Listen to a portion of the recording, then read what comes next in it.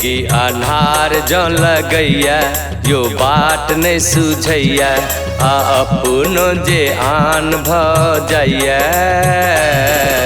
जपू तखन वीर हनुमान जपू तखन वीर हनुमान जिंदगी अन्हार जो लगैया यो बाट नहीं सुझैया आ अपनो जे आन भ जाइया जपू तखन वीर हनुमान जपू तखन वीर हनुमान।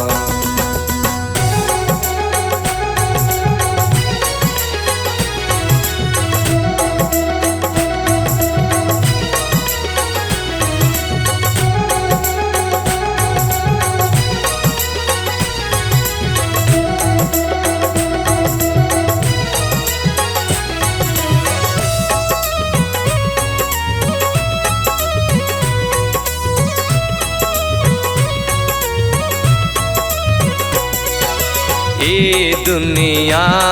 बड़ा रे बेईमान विपत्ति पड़ल तब गेल वीरान हेता जो सहाय तबस हनुमान हेता जो सहाय तबस हनुमान सुन संसार जो लगैया यो बाट नहीं सुझैया आ अपनो जे आन भ जाइया जपू तखन वीर हनुमान जपू तखन वीर हनुमान।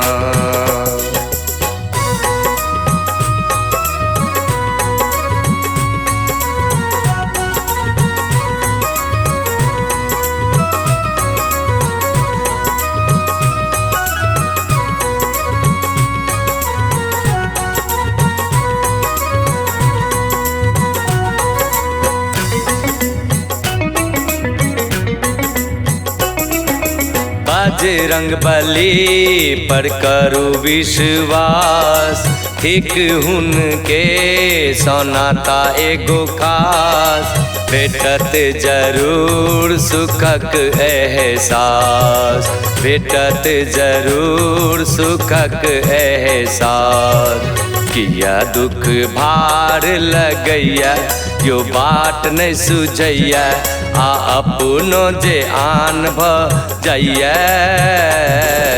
जपू तखन वीर हनुमान जपू तखन वीर हनुमान।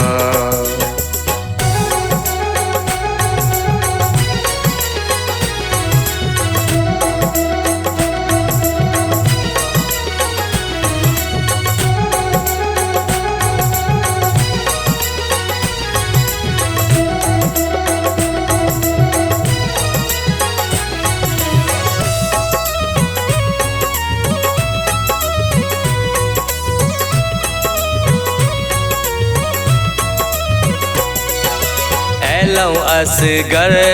आज बई असगर संगे कखन के जाई छै ककर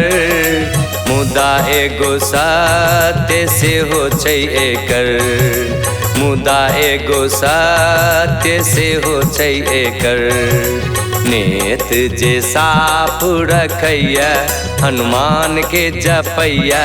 आ नित दिन ध्यान धरैया